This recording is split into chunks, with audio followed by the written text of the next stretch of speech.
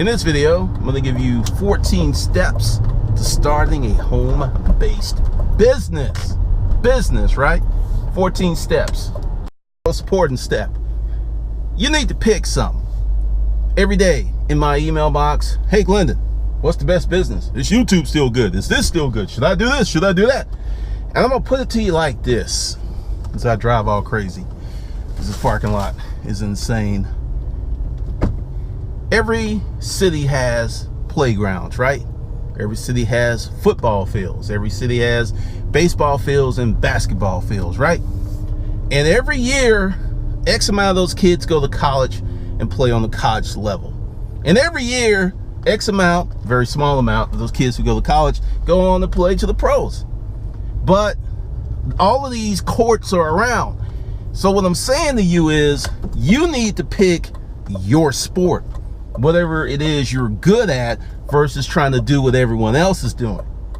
There was a young lady who sent me this email about how bad she did on eBay. Yet there are some people who are killing it on eBay. It's not the platform, it's you. Pick your sport. Do your research. Spend a week researching whatever, which is to get started as soon as possible. Don't overthink it. Don't take 18 months and write up all these grand ass plans. Don't do that. Get started. 1 week of research, get started, and you're going to start to discover, you're going to find things out that you would not find out from just researching, and you'll start to ask better questions, which is a biggie. And this is something that you should not skip, you should not overlook, and you should not ignore. Validate your business ideal. Validation is, will people give you money for it? The easier it is to get money out of people for your product or service, the better your concept is. The harder it is to get money out of people, your business is not validating very well. That is the truest test of anything. It's not about how pretty your business plan is. It's not what your mama told you, what your daddy told you, what your grandma and grandpa. No, it is how soon the marketplace will give you some money. And if the marketplace doesn't give you money within 1 week to 30 days for your business concept, and you're not on some mega business plan with $1 million, $2 million, $3 million, $4 million, or $1 billion behind you, you got a problem, player. Number 4, this is when you write your business plan. Many people tend to make this as step number 1. I think that's a fallacy. I think that's not a good ideal. I think that's going to lead you down many bad paths. Once you've gone through the steps, sit down, take the information that you've gotten from the marketplace, and now you can write a better business plan. Don't worry about it being tight, because you're going to change it at some point in the future anyway, because your business is going to either do really well, or you're going to run into some roadblocks and you're going to have to revise so it can start to do well in whatever new direction you go. This is when you do the business plan. This is when you add the structure and you start doing a few other things. Now you are making some money. You got a little momentum, right? This is the time you start to create a brand. And once again, don't worry about the original versions of the logo and stuff. You can always change it. But now you got money coming in, you've got customers. It's time to brand that, put a brand on it, so when they look in the marketplace and they see other stuff that's not branded, you stand out even more. Very, very important. But you do not start branding this stuff and doing all these things like creating a business plan, some other things I'll talk about in a second, before you validate. And I'm going to say that again because some people don't hear me. It's like they got water or something in their ears. Step number 6 is create a website. Doesn't have to be overly spectacular. Once again, this is one of the things that you're probably going to change at some point in the future. The done is better than not done. Done is better than great. Just get her done. Get your website up. You got your branding. Go on Fiverr, talk to someone in Istanbul or, Italy who will hook you up for the low. These people drive crazy. That you start an email list and you start collecting customer information ASAP. this, you know, I could have did this as step number one. It's that important, but it just wouldn't have made sense to you. But start collecting emails. Start building an email list. And if you can get phone numbers, even better. You want to start with either MailChimp, GetResponse. It doesn't really matter who's best, because in the beginning, you're not going to have a lot of stuff going on, so it's not really going to matter.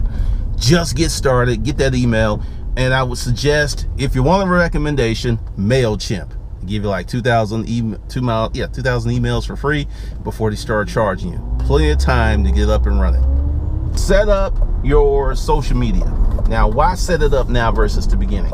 Because until you validate, see, I told you I was going to say that again. Until you validate your business, you're going to make some changes. You might even be selling something totally different now, doing something different. So you have to set that up, and then you're kind of locked in, and then you become reluctant to change, even though the numbers, the marketplace is saying that you need to change, but because you got your social media and all this other stuff set up so pretty, you don't want to change. So now, step 8, set up social media, and don't get carried away. Just pick the ones that you like.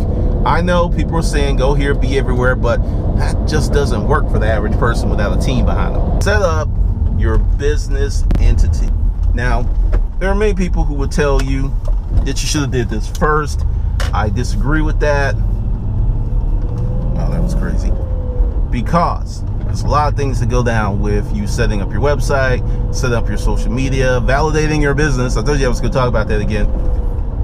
That if you do this, then you're kind of locked in, you know, and it makes sense if everything is congruent and you don't have to do a lot of revision, especially when you're talking about legal entities, setting up corporations, and dealing with the Internal Revenue Service when you get your EIN. Save this step until you've figured a few things out. I know many people will say, hey, you know, you need this. State laws say that you need to have this before you actually get your business up and rolling. But see, this is my thing. Until you start making some money, you don't have a business. You don't. So you're not breaking any laws till you start making some money. And if I'm correct, I think you don't even have to claim income until you're like $7,500 for the year on your taxes. So if you make don't quote me on that, because I don't know. But seriously, figure some stuff out, validate your business, get your social media figured out, get your business plan figured out, get your role, your customer avatar figured out, get your audience figured, get all that stuff figured out before you do your LLC, because it's just going to make things a lot easier when you put together your articles of incorporation and your operating agreement, which I think you should do. You want a dedicated workspace. In all of my home-based businesses, I've had an office. You need an office. It needs to be separate from the living area. If you can't do that, I totally understand, but it's going to limit your productivity. This is something that you need to do as soon as you can. That is a desk, preferably a space where you can close the door. That'll be best, especially if you have family or you're living with somebody. You want a desk, you want a chair, and you want a space for your computer, your phone. And part of this, and why it's so important, is when you sit down and go to work in your workspace, it puts you in the proper mental state of, you don't have to shift into your workspace. It will just automatically happen because you're in your workspace. Doesn't have to cost a lot of money. You can get a desk for cheap from IKEA. Set up business checking. Now that you have your LLC, your EIN, you can go into the bank. They're going to put you through some changes, because some banks are going to have to, they're not going to take a copy of your articles of incorporation or LLC. They're going to go to the Secretary of State, look it up for themselves, and print up their own copy. Then your EIN, then whatever else that bank requires. Most banks, you have your LLC. You have, some banks will require you have an LLC. Some banks will require that you have a business license. You'll have to research that. Call up the bank before you go and say, look, I'm looking to start a business. What do I need to start a business checking account with your bank? Now, here's a few things that no one else will tell you. If that bank has a secured credit card for business, Wells Fargo's does, that's the only one I know of. But if they have a secured card for business, open an account. Go ahead, Wells Fargo, I think it's like $600 to open it up. Open it up and start your business credit right then and there. And this is very important. You don't use it. You don't have to use it, but it's good to get that stuff established. And I got a video, it'll be around here somewhere, and essentially it gives you the 5 types of business accounts that you need to open up. So look for the link, or someone will put it in the comments if I don't put it here, because folks are good like that on YouTube. Go ahead and hire an accountant. I know many people want to do it themselves. All right, I'm just getting to you straight. Your primary mission is to run your business, not be a tax person. The laws change so much that the money that you can make that you would lose while you're dicking around with taxes could be phenomenal. It could be phenomenal. Get yourself a CPA early. And why you want a CPA early? Because there's times of years you can't hire them because they're busy. So the sooner you can locate one, get some recommendations, find one, sit down, talk with them, set up the business relationship. If you don't like them, you can get you another CPA. But go ahead and do that, because if you go ahead and predicate your business for big money early, it will make big money later. And doing all this stuff yourself, it's not going to predicate you for big money, because you are in the business versus running the business or managing the business from afar, you know, like the Wizard of Oz. You want to be the Wizard of Oz, moving levers and stuff. You don't want to be the lever. Is to commit to excellence. As you start your business, a year from now, it's going to look radically different than it did from day one because of that commitment to excellence and success.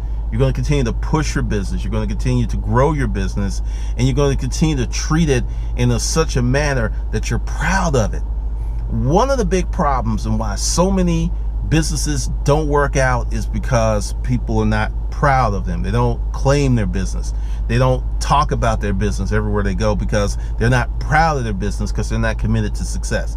So by making that fundamental mental shift of, I am proud of my business, I want to share my story with you, I want your business, if my products or service will serve you, you need to start telling people that, because in the beginning, you are the advertising department, you are marketing. And the sooner that you make that level of commitment, the sooner that you'll see referrals, and the sooner you'll see so many other wonderful things that come from making that commitment to your business. Step 14, the most important step of all. Treat your business like a business. Now, what do I mean by that? You can't treat it like a hobby. Even if it's a side gig or beginning business, I understand that, but you must tell yourself at some point this will be a full-time enterprise, not side money. You want to be mentally positioned where if someone just met you, they would think your business was huge, you had staff and all this other stuff, even if you don't, and you didn't tell them that, they just assume that because of the way that you presented yourself and your business. Hey, I'm Glendon Cameron, and I'm the founder of HustlersKungFu.com, blah, blah, blah, blah, blah. You want that kind of role. Now, other things, and this isn't about professionalism, this is about putting together certain systems and processes that allow your business to scale. That's what I mean when I say treating your business like a business, which means learning how to hire people, learning how to manage, learning, like I said in one of the other steps, getting an accountant, start prepping your business to operate like $100 million business, like $1 billion business. Because if you prep your business to operate like a side gig, regardless of how hard you work, it'll always be a side gig because the infrastructure was never developed for it to grow. So that's how you treat your business like a business. Hopefully you enjoyed this video so much that you're going to subscribe. And if you need more, below this video are links to some of my courses and products if you need more. If you want to hop on the phone with me, that is a paid service. So once again, be sure to subscribe, like, and comment.